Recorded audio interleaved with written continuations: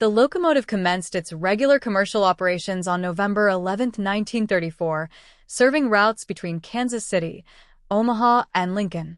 It continued to run these and additional lines until its decommissioning in 1960. Subsequently, it was given to the Museum of Science and Industry in Chicago, where it remains accessible to the public. Although only one such train was constructed, comparable multiple-unit vehicles followed. This particular train is regarded as having led the way for the Chicago, Burlington, and Quincy Railroad's transition to diesel power. The railroad company, which owned the train, benefited from its enhanced speed, efficiency, and public appeal compared to steam-powered engines. This shift occurred in the aftermath of the Great Depression, a period when American railway businesses were losing passengers to automobiles.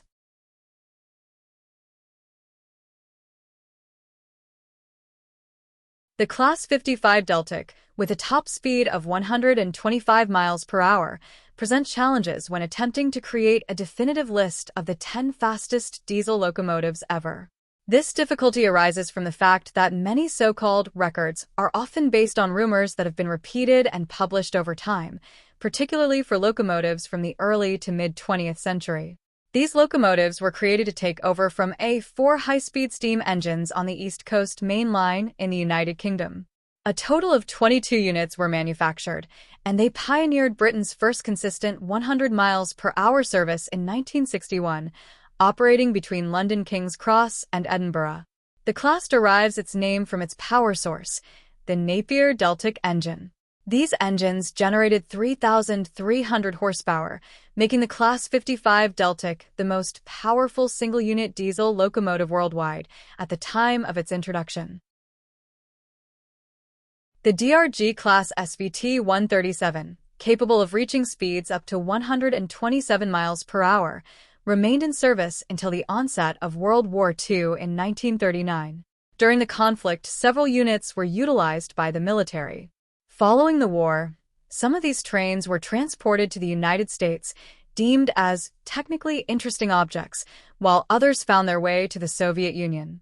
Notably, the DRG SVT 137-225 Bort Hamburg continued to serve the East German government until 1975. Fortunately, this particular train has been preserved and is currently on display at Leipzig's Central Railway Station.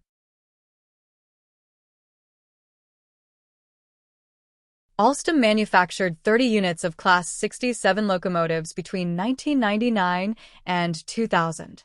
These engines, capable of reaching speeds up to 143 miles per hour, were initially intended for high-speed Royal Mail trains and passenger services. However, their use for mail transportation was brief, as EWS lost the contract in 2004. The locomotives were built in Spain and equipped with 3,200 horsepower engines from EMD, a General Motors subsidiary. High-speed tests were conducted on the Madrid-Toledo high-speed line using number 67002 with modified bogies. Despite being designed for 125 miles per hour operation, these locomotives are unlikely to achieve their top speed due to the scarcity of compatible rolling stock certified for such velocities.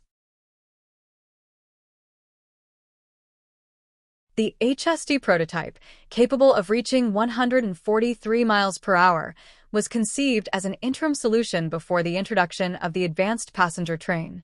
However, this prototype's development ultimately laid the groundwork for a revolutionary mode of rail travel in the UK that would endure for decades.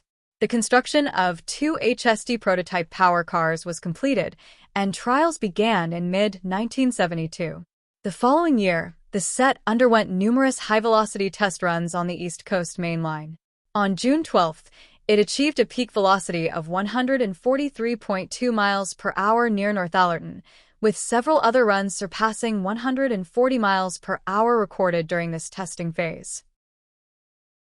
The TP80-002, a scarlet-hued locomotive, achieved a remarkable speed of 168 miles per hour, as documented by PhotoCity. Only 2 models of this Russian train were manufactured between 1988 and 1989. These locomotives were equipped with a twin-turbo V20 engine, capable of generating up to 6,000 horsepower. While originally designed for operational speeds of 100 miles per hour, the TP80-002 surpassed expectations on October 5, 1993. During a run on the Spirovo-Lycos-Lafel segment of the Oktyabrskaya Railway, it reached its peak velocity of 168 miles per hour.